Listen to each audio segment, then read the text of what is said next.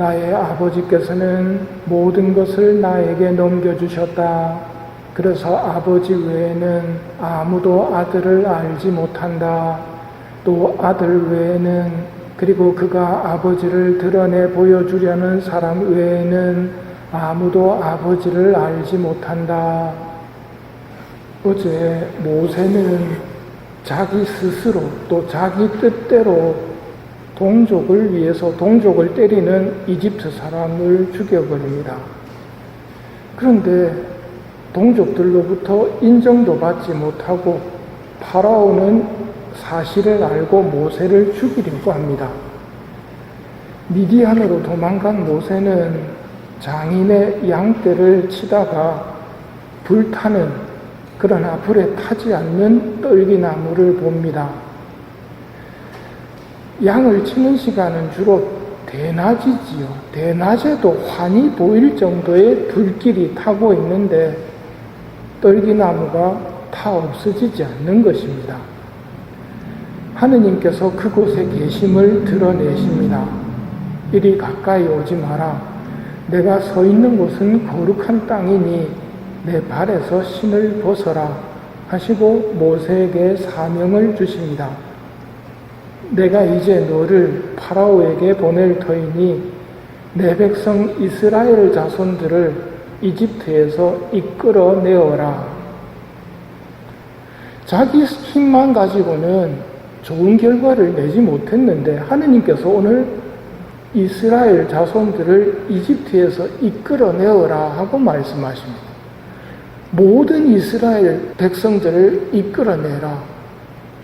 제가 무엇이라고 감히 파라오에게 가서 이스라엘 자손들을 이집트에서 이끌어낼 수 있겠습니까? 제가 무엇이라고?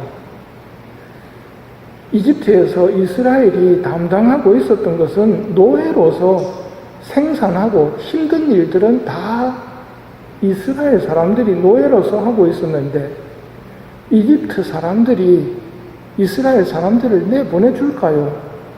그리고 당시에 이집트는 최강대국입니다. 불가능한 일로 보입니다. 그러나 내 눈에 불가능해 보여도 하느님은 다르시다는 것을 인정해야 됩니다. 내가 안 된다고 하느님도 안 된다고 생각하는 것은 교만한 사람이 자주 빠지는 착각입니다. 하느님은 우리처럼 보시지 않습니다.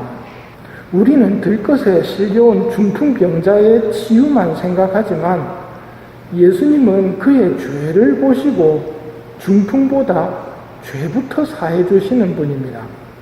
죄 때문에 지옥에 떨어지지 중풍 때문에 지옥에 가지 않기 때문입니다. 죄가 더 급한 일이고 죄가 더 중한 일입니다. 우리가 보는 것과 하느님의 시선은 다르다는 말입니다.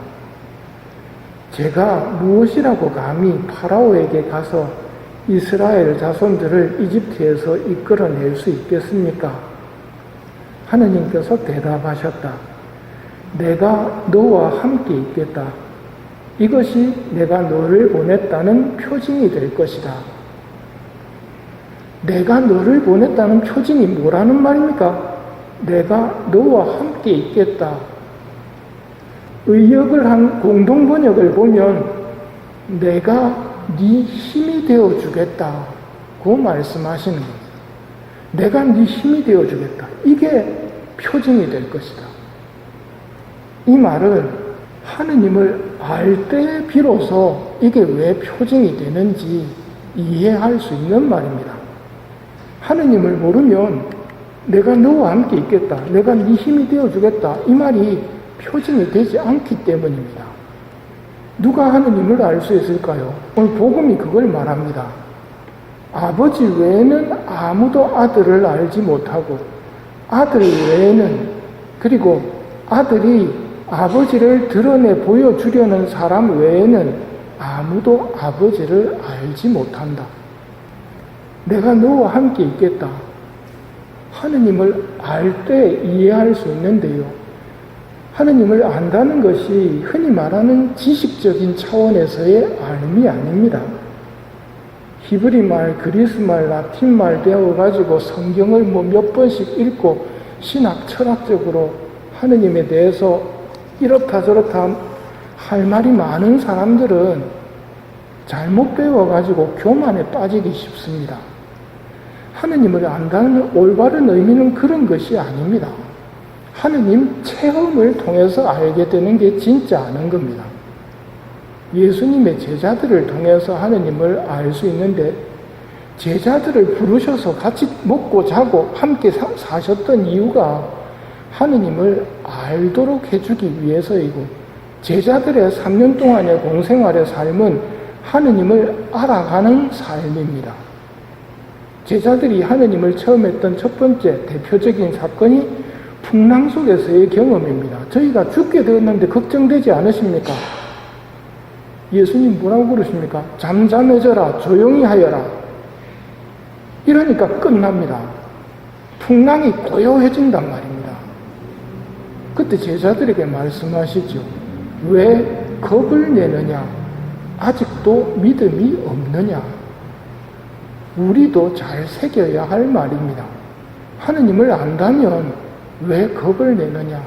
아직도 믿음이 없느냐는 말씀이기 때문입니다. 다음으로 제자들이 예수님께서 바리사이와 헤로데의 누룩을 조심하여라 했을 때 제자들은 빵 걱정부터 합니다. 빵이 없구나. 그때 예수님이 뭐라고 그러십니까? 빵이 없다고 걱정하다니 아직도 알지 못하고 깨닫지 못하느냐? 너 5,000명 먹였을 때 몇 광줄이 남았느냐? 4,000명 먹였을 때 몇 광줄이 남았느냐? 그런데 아직도 깨닫지 못하느냐고 물으시거든요. 이런 것들이 하느님을 알아가는 과정입니다. 하느님을 알면 풍랑 속에서도 빵이 없어도 걱정에 함몰되지 않고 예수님을 바라봅니다. 예수님을 찾고 예수님을 부르는 것이지요. 내가 너와 함께 있겠다. 이것이 내가 너를 보냈다는 표징이 될 것이다. 내가 너와 함께 있겠다. 내가 네 힘이 되어주겠다. 이게 얼마나 큰 힘이 되는지. 근데 이 말이 우리한테도 해당이 됩니까? 됩니다. 어떻게 그게 우리한테도 해당이 됩니까? 보아라, 동정녀가 잉태하여 아들을 낳으리니 그 이름을 임마누엘이라고 하리라. 임마누엘은 하느님께서 우리와 함께 계시다는 뜻이다. 예수님의 탄생 때 성부께서 성자를 우리에게 선물로 주시면서 그 이름을 임마누엘이라 할 것이다 하면서 주십니다. 무슨 말입니까? 내가 너와 함께 있겠다. 하느님께서 우리와 함께 계시다는 뜻이란 말입니다. 즉 예수님이 그 보증입니다. 예수님이 우리 힘이 되어 주신다는 말입니다. 제가 무엇이라고 감히 파라오에게 가서 이스라엘 자손들을 이집트에서 이끌어낼 수 있겠습니까? 이렇게 말하는 모세의 처지도 이해가 되지만 우리는 이제 이렇게 이야기하면 안 됩니다. 왜냐하면 임마누엘이신 예수님께서 우리를 천주 성부와 묶어주셨습니다. 기도로 묶어주셨습니다. 기도를 가르쳐 주실 때 그 성부를 어떻게 부르라고 하십니까? 하늘에 계신 우리 아버지랍니다. 이게 얼마만큼 또 큰 선물인지도 알아야 됩니다. 성부께서 성자를 우리에게 선물로 주셨다면 성자께서는 우리에게 하느님을 아버지라 부르도록 선물을 주신 겁니다.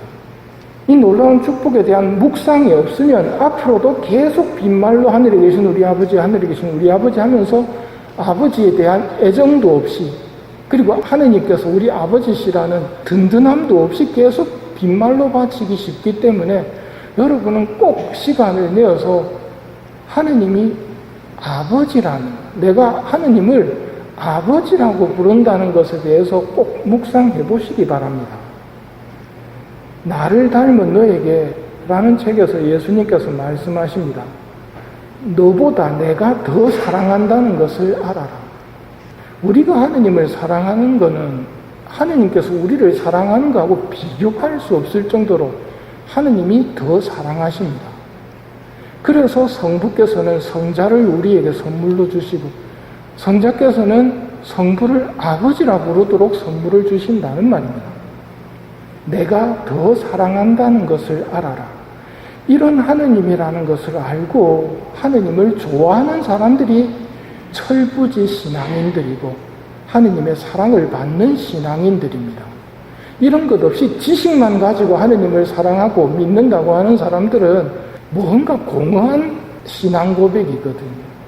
이 미사 중에 하느님의 선하심을 체험할 수 있는 은총을 구하도록 합시다.